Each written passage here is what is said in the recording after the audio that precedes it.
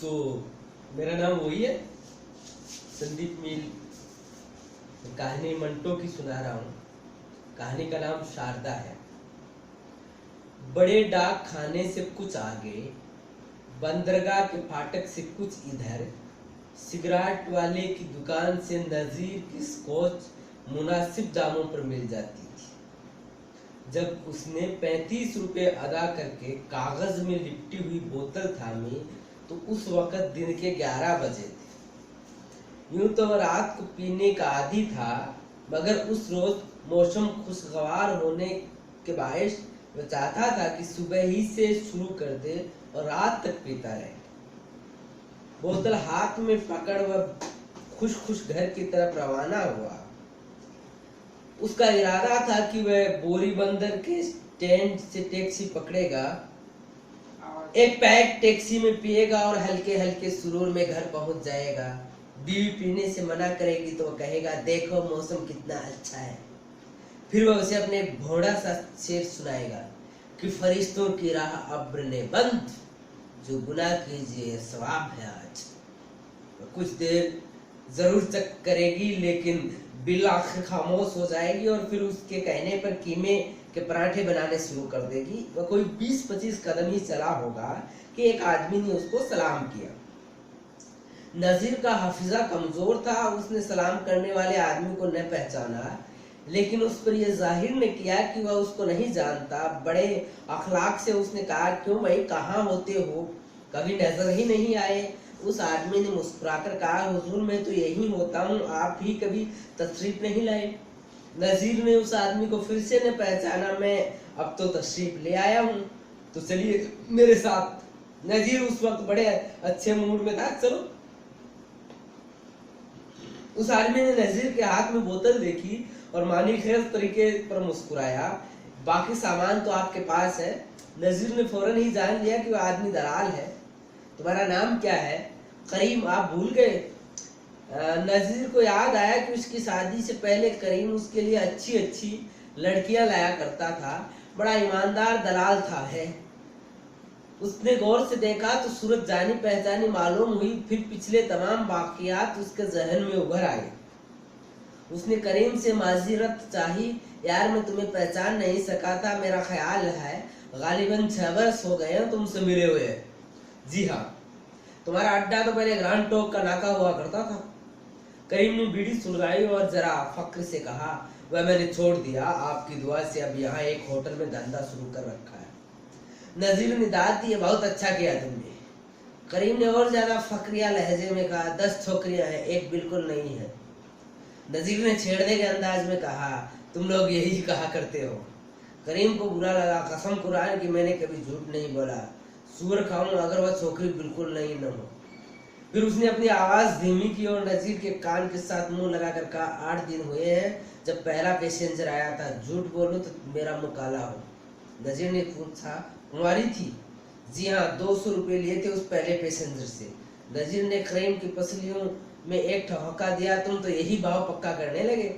करीम को नजर की बात फिर बुरी लगी। कसम कुरान की, सूर हो जो आपसे भाव करे, आप तशरीफ ले आइए, आप जो भी देंगे मुझे कबूल होगा।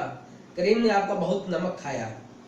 नजीर की जेब में उस वक्त 450 रुपए थे। मौसम अच्छा था, मूड भी अच्छा था और इसके जी में आया कि वह 6 बरस पीछे के जमाने में चला जाए। बिन पिए मसरूर था, चलो यार फिर तमाम अयासियां हो जाए, लेकिन एक और बोतल का बंदोबस्त होना चाहिए। करीम ने पूछा, आप कितने में लाए हैं ये बोतल? 35 रुपए में। कौन सा ब्रांड है? Johnny walker. करीम ने छाती पर हाथ मारकर कहा, मैं आपको 30 में ला दूंगा। नजीर ने 10-10 के 3 नोट निकाले और करीम के हवाले किए। नेकी और पूछ ये लो, मुझे होटल में बिठा कर तुम पहला काम यही करना, तुम जानते हो ना मैं ऐसे मौकों पर अकेला नहीं पिया करता। करीम मुस्कुराया, और आपको याद होगा मैं 1.5 पैक से ज्यादा नहीं पिया करता। नजीर को याद आया कि करीम 6 बरस पहले सिर्फ 1.5 पैक पिया करता था। वह मुस्कुराया, आज 2 हो जाए? नहीं, 1.5 से ज्यादा एक कतरा भी नहीं। करीम एक 3rd क्लास बिल्डिंग के पास ठहर गया, जिसके एक कोने में छोटे से मेले बोर्ड पे लिखा था मेरीना होटल। नाम खूबसूरत था, मगर इमारत निहायत गलीज थी। सीढ़ियां शिकस्ता, ग्राउंड फ्लोर पर सूदखोर पठान बड़ी बड़ी सलवारें पहने खाटों पर लेटे हुए थे। पहली मंजिल पर क्रिश्चियन आया, लोग नजर आ रही थी, और दूसरी मंजिल पर जहाजों के बेशुमार खलासी, तीसरी मंजिल मेरीना होटल थी, और चौथी मंजिल पर कोने का एक कमरा करीम के पास था, जिसमें कई लड़कियां मुर्गियों की तरह अपने दड़बे में बैठी हुई थी। करीम ने होटल के मालिक से चाबी मंगवाई और तीसरी मंजिल का एक बड़ा लेकिन बेहंग सा कमरा खोला, जिसमें लोहे की एक चारपाई, एक कुर्सी और तिपाई पड़ी हुई थी।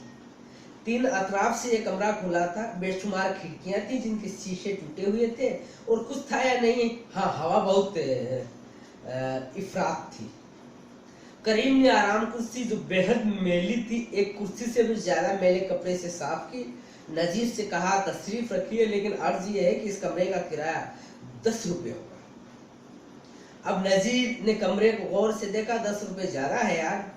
करीम ने कहा, बस ज्यादा है, लेकिन क्या किया जाए, सारा होटल का मालिक बनिया है, एक पैसा कम नहीं करता, और नजीर साहब मौज शौक करने वाले भी कम ज्यादा की परवाह नहीं करते। नजीर ने कुछ सोचकर कहा, तुम ठीक कहते हो, किराया पेशगी दे दे। जी नहीं, आप पहले छोकरी तो देख लीजिए। ये कहकर वह कमरे से निकल गया। थोड़ी देर के बाद वह वापस आया तो उसके साथ एक निहायत ही शर्मीली सी लड़की थी, घरेलू किस्म की हिंदू लड़की, जो सफेद धोती बांधे हुए थी, उम्र 14 वर्ष के लगभग होगी। वह खुश शक्ल तो नहीं थी, लेकिन भोली वाली थी। करीम ने लड़की से कहा, बैठ जाओ, ये साहब मेरे दोस्त हैं, बिल्कुल अपने आदमी हैं। लड़की नजरें नीचे किए लोहे की चारपाई पर बैठ गई। अपना इत्मीनान कर लीजिए नजीर साहब, मैं गिलास और सोडा लाता हूँ। करीम चला गया तो नजीर आराम कुर्सी पर से उठकर लड़की के पास गया और उसने अपने 6 बरस पहले के अंदाज में पूछा, आपका नाम? लड़की ने कोई जवाब नहीं दिया। नजीर ने जरा मुस्कुरा सरक कर उसके हाथ पकड़े और फिर पूछा, आपका नाम क्या है जनाब? लड़की ने हाथ छुड़ाकर कहा, शकुंतला। नजीर को वह शकुंतला याद आ गई जिस पर राजा दुष्यंत आशिक हुआ था। मेरा नाम दुष्यंत है, वह मुकम्मल अय्याशी पर तुला हुआ था। लड़की ने उसकी बात सुनी और मुस्कुरा दी। इतने में करीम आ गया। उसने नजीर को सोडे की 4 बोतलें दिखाई, जो ठंडी होने के बायस पसीना छोड़ रही थी। मुझे याद है कि आप रोजर्स का सोडा पसंद करते थे, मैं रोजर्स ही का बर्फ में लगा हुआ सोडा लेकर आया हूँ। नजीर खुश हुआ, तुम कमाल करते हो करीम। फिर वह लड़की के मुखातिब हुआ, जरा आप भी शौक फरमाएंगी? लड़की ने कुछ न कहा। करीम ने जवाब दिया, नजीर साहब ये नहीं पीती, 10 दिन ही तो हुए इसको यहाँ आए हुए। नजीर को अफसोस हुआ, ये तो बहुत बुरी बात है। करीम ने जानी वाकर की बोतल खोलकर नजीर के लिए एक बड़ा पैक बनाया और आंख मारकर कहा, आप राजी कर लीजिए इसे।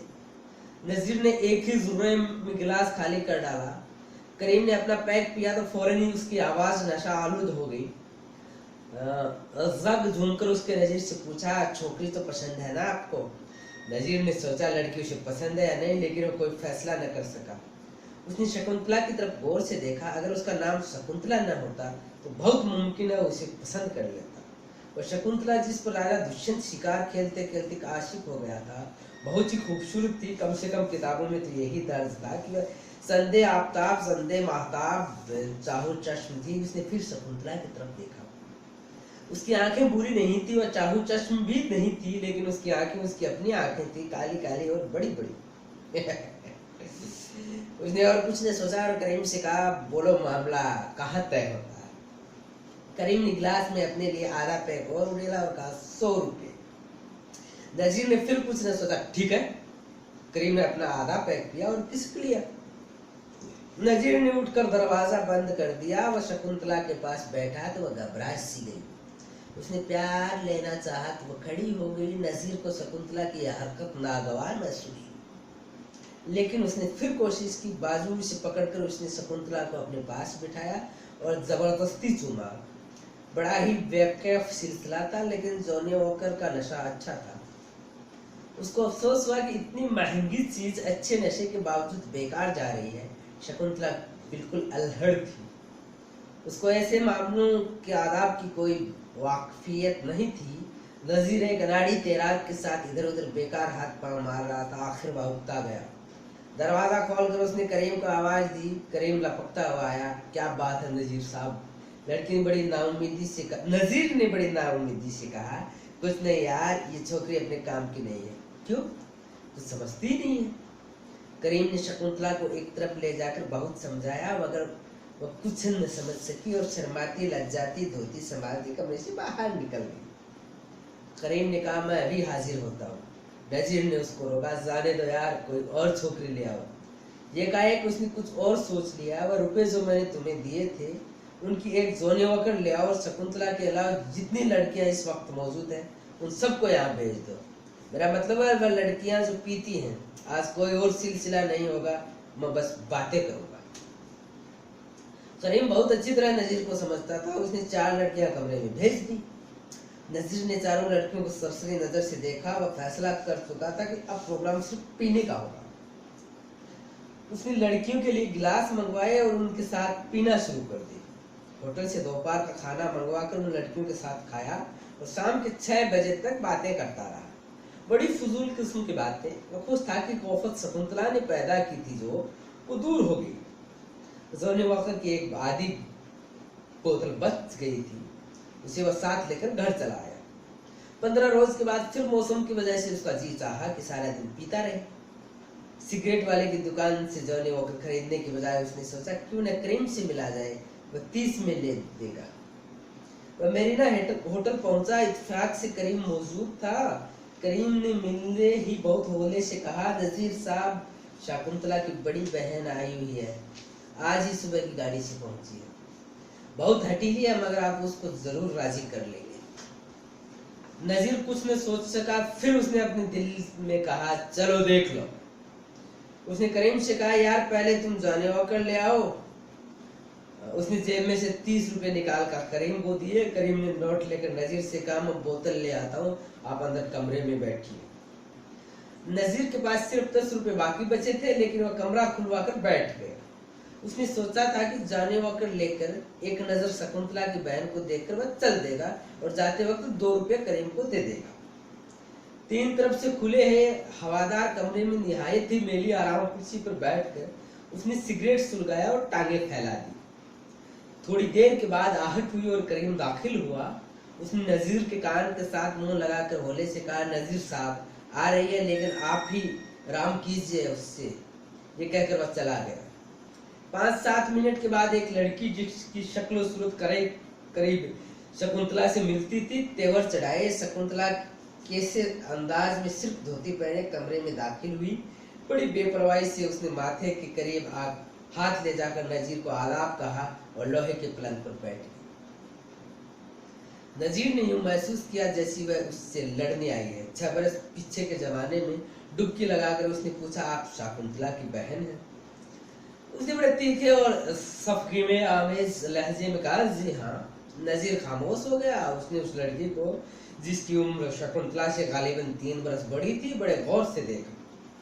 नजीर की यह हरकत उस लड़की को बहुत नागवार लगी। उसने बड़े जोर से टांगे हिलाकर कहा, आप मुझसे क्या कहना चाहते हैं? नजीर अपने होठों पर 6 बरस पीछे की मुस्कुराहट ले आया, जनाब आप इस कदर नाराज क्यों हैं? वह बरस ही तो पड़ी, मैं नाराज क्यों न हूं? ये आपका करीम मेरी बहन को जयपुर से उड़ा लाया है। बताइए, आप मेरा खून नहीं खोलेगा? मुझे मालूम है मेरी बहन आपको भी पेश की गई थी। नजीर की जिंदगी में ऐसा मामला कभी नहीं हुआ था। कुछ देर सोचकर उसने बड़े खुलूस के साथ उस लड़की से कहा, शकुंतला को देखते ही मैंने सोच लिया था कि वो मेरे काम की नहीं, वो बहुत अल्लड़ है। मुझे ऐसी लड़कियां पसंद नहीं। आप शायद बुरा माने, लेकिन ये हकीकत है कि मैं उन औरतों को पसंद करता हूँ जो मर्द की जरूरियात को समझती है। वो खामोश रही। नजीर ने पूछा, आपका नाम? उसने मुकत्सरन कहा, शारदा। नजीर ने पूछा, आपका वतन? जयपुर। उसका लहजा बहुत तीखा और खफगी आलोद था। नजीर ने मुस्कुराकर कहा, देखिए आपको बहुत नाराज होने का हक नहीं है। करीम ने अगर कोई ज्यादती की है तो आप उसको सजा दे सकती है, भला मेरा इसमें क्या कसूर है? वह उठा और एकाएक उसने शारदा को अपने बाजुओं में समेट लिया और उसके होठों को चूम लिया। हाँ, इस जुल्म की सजा मैं भुगतने के लिए तैयार हूं।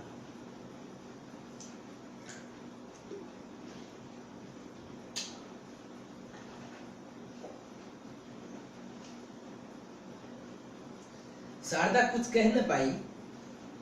उसके माथे पर बेशुमार तब्दीलियां नमूदार हुई। फिर कुछ कहना चाहा, लेकिन वह फिर कुछ न कह सकी। वो उठ खड़ी हुई, लेकिन फौरन ही बैठ गई। नजीर उसे देखता रहा और कहना चाहा था, बताइए आप मुझे क्या सजा देना चाहती हैं, कि ऊपर से किसी बच्चे के रोने की आवाज आई।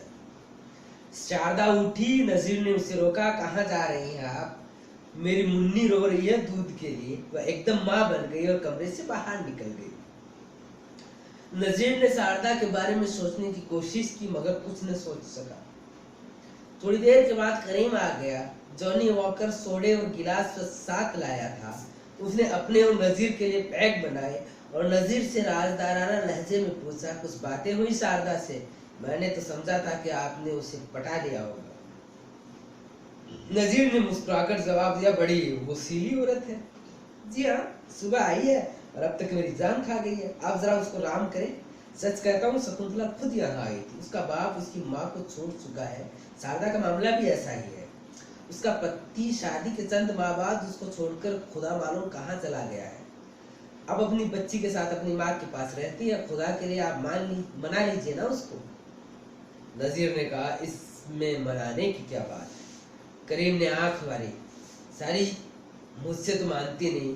जब से आई है डांट ही रही है। तभी शारदा अपनी 1 साल की बच्ची को गोद में उठाए कमरे में दाखिल हुई। उसने गुस्से में से करीम को देखा। करीम ने जल्दी से अपना पैक किया और बाहर चला गया। शारदा की बच्ची को सख्त जुकाम था। उसकी नाक बुरी तरह बह रही थी। नजीर ने करीम को बुलाया और उसको 5 रुपए का नोट देकर कहा, जाओ और विक्स ले आओ। जी अच्छा कहकर करीम चला गया। नजीर अब शारदा की बच्ची की तरफ मुतवज्जे हुआ। उसके बच्चे वैसे भी बहुत अच्छे लगते थे उसे। बच्चे खुद शक्ल तो नहीं थी, लेकिन कमशीनी की बाइश दिलकश थी। उसने बच्ची को गोद में लिया और जिसे उसकी माँ ने सुला सकी थी, उसके बालों में होले होले अंगुलियां फेरकर उसे सुला दिया और शारदा से कहा, मुन्नी की माँ तो मैं हूँ। शारदा पहली बार मुस्कुराई। लाइए, मैं मुन्नी को ऊपर छोड़ आऊं। चंद ही मिनट के बाद वह लौट आई। उसके चेहरे पर गुस्से के आसार नहीं थे। नजीर उठा और शारदा के पास बैठ गया। थोड़ी देर वह खामोश रहा। फिर उसने कहा, क्या आप मुझे अपना पति बनने की इजाजत दे सकती हैं? और शारदा के जवाब का इंतजार किए बगैर उसने शारदा को अपने सीने के साथ लगा लिया। शारदा ने गुस्से का कोई इजहार न किया। तो नजीर ने कहा, जवाब दीजिए जनाब। शारदा खामोश रही। नजीर ने एक पैक बनाया तो शारदा ने नाक सिकोड़ कर कहा, मुझे इस चीज से बड़ी नफरत है। नजीर ने पैक में सोडा हल किया और कहा, आपको इस चीज से बड़ी नफरत है, लेकिन क्यों? शारदा ने मुख्तसर सा जवाब दिया, बस है तो आज से नहीं रहेगी। ये लीजिए। उसने गिलास शारदा की तरफ बढ़ा दिया। मैं हरगिज नहीं पीऊंगी। मैं कहता हूँ तुम हरगिज इनकार नहीं करोगी। शारदा ने गिलास थाम लिया। थोड़ी देर तक वह गिलास को अजीब निगाहों से देखती रही। फिर उसने मजलूमाना निगाहों से नजीर की तरफ देखा और बाएं हाथ से नाक बंद करके सारा गिलास गटागट पी गई। उसका जी जरा के जरा मतलाया, मगर उसने जब्त कर लिया। फिर उसने धोती के पल्लू से अपनी भीगी आंखें पोंछकर कहा, ये पहली और आखिरी बार है, लेकिन मैंने क्यों पी है?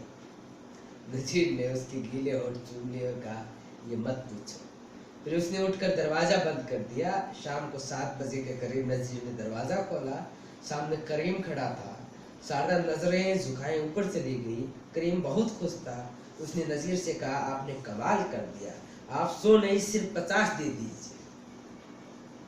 नजीर बेहद मुतमईन था, इस कदर मुतमईन कि वह गुज़श्ता तमाम औरतों को भूल चुका था। शारदा उसके जिनसी सवालात का 100% जवाब थी। उसने कहा, तुम्हें पैसे मैं कल दूंगा। होटल का किराया भी कल चुकाऊंगा। जाने वाकर और बिस्की के बाद अब मेरे पास सिर्फ 5 रुपये बाकी है। करीम ने कहा, कोई वादा नहीं। मैं तो इस बात से खुश हूँ कि आपने शारदा से मामला फिट कर लिया। हुजूर, वह मेरी जान खा गई थी। अब वह शकुंतला से कुछ नहीं कह सकती। नजीर जाने ही वाला था कि शारदा आ गई। शारदा को देखते ही करीम खिसक गया। उसकी गोद में मुन्नी थी। नजीर ने मुन्नी की नन्ही नन्ही अंगुलियों में 5 रुपए का नोट फंसाया तो शारदा ने ना नहीं की नजर में मुस्कुराकर कहा, ये तुम क्या कर रहे हो? मैं इसका बाप हूँ। शारदा खामोश हो गई। रुपए उसने मुन्नी की अंगुलियों में ही फंसे रहने दिए। चंद घंटे पहले उसके तेवर ही कुछ और थे। ऐसा लगता था कि तेज तर्रार बातें के दरिया बहा देगी, मगर अब वह बात करने से भी गुरेज कर रही थी। नजीर ने मुन्नी को गोद में लेकर प्यार किया और शारदा से कहा, लो भाई शारदा, मैं अब चला, कल नहीं तो परसों जरूर आऊंगा। लेकिन नजीर दूसरे रोज मेरीना होटल पहुंच गया। शारदा के जिस्मानी खुलूस ने उस पर जादू सा कर दिया था। उसने करीम के आगे पीछे के सब रुपए दिए, जानी वॉकर की एक बोतल मंगवाई, अपने पसंदीदा सिगरेटों का एक डिब्बा मंगवाया और होटल के उसी 3 तरफ से खुले हवादार कमरे में शारदा के साथ बंद हो गया। उसने शारदा से पीने के लिए कहा तो वह होले से बोले, मैंने कल ही कह दिया था कि ये पहली और आखिरी बार है। नजीर अकेले ही पीता रहा। सुबह 11 बजे से शाम के 7 बजे तक वह शारदा के साथ रहा। जब वह घर लौटा तो बेहद मुतमईन था, पहले रोज से भी ज्यादा मुतमईन। शारदा अपनी वाजिबी सी शक्ल और सूरत और कमगोई के बावजूद उसकी सहवानी हवास पर छा गई थी। वो बार बार सोचता था कि शारदा कैसी औरत है। मैंने अपनी जिंदगी में ऐसी खामोश मगर जिस्मानी तौर पर ऐसी पुरगो औरत नहीं देखी। अब उसने हर दूसरे रोज मेरीना होटल जाना शुरू कर दिया। उसको रुपये पैसे से कोई खास दिलचस्पी नहीं थी। वह करीम को 60 रुपये देता। वो जानता था कि करीम 10 रुपये होटल वाले को देता होगा, 50 में से 12-13 रुपये अपने कमीशन के वज़ कर लेता होगा, बाकी के शारदा के पास जाते होंगे। लेकिन न कभी उसने शारदा से पूछा और न कभी शारदा ने उससे रुपये पैसे की बात की। अभी 2 महीने ही गुजरे थे कि उसने सरमाए ने जवाब दे दिया। इसके अलावा उसने बड़ी शिद्दत से महसूस किया कि शारदा उसकी इज्जतबाजी जिंदगी में बहुत बुरी हाइल हो रही है। वो बीवी के साथ सोता है तो उसकी एक कमी सी महसूस होती है और वह चाहने लगता है कि बिस्तर में उसकी बीवी की बजाय शारदा मौजूद हो। उसको शदीद एहसास था कि ये बुरी बात है। इसी एहसास की शिद्दत के सबब उसने कोशिश की कि शारदा से उसका सिलसिला किसी न किसी तरह खत्म हो जाए। एक रोज उसने शारदा से कहा, शारदा मैं शादीशुदा हूँ, मेरी जितनी जमा पूंजी थी सब खत्म हो गई, समझ में नहीं आता मैं क्या करूँ। तुम्हें छोड़ भी नहीं सकता और ये भी चाहता हूँ कि इधर का कभी रुख न करो। शारदा ने उसकी बात सुनी और खामोश रही। फिर थोड़ी देर के बाद उसने कहा, जितने रुपए मेरे पास हैं आप ले सकते हैं, मुझे सिर्फ जयपुर तक का किराया दे दीजिए कि मैं शकुंतला को लेकर वापस चली जाऊँ। नजीर ने उसका प्यार लिया और कहा, बकवास न करो, तुम मेरा मतलब नहीं समझी। बात यह कि मेरा सारा रुपये खर्च हो गया, बल्कि यूँ कहो कि खत्म हो गया। मैं ये सोच रहा हूँ कि तुम्हारे पास कैसे आ सकूंगा। शारदा ने कोई जवाब न दिया। दूसरे रोज एक दोस्त से कर्ज लेकर नजीर अब होटल में पहुंचा तो करीम ने उसे बताया कि शारदा जयपुर जाने के लिए तैयार बैठी। नजीर ने शारदा को बुलवा भेजा मगर वह न आई। शारदा ने करीम के हाथ बहुत से रुपए भिजवाए और कहलवाया कि नजीर ये रुपए रख ले और उसे अपना एड्रेस दे दे। नजीर ने करीम को अपना एड्रेस लिख कर दे दिया और रुपए वापस कर दिया। वह जाने ही वाला था कि शारदा आ गई। उसकी गोद में मुन्नी थी। उसने कहा, मैं आज शाम को जयपुर जा रही हूँ। नजीर ने पूछा क्यों?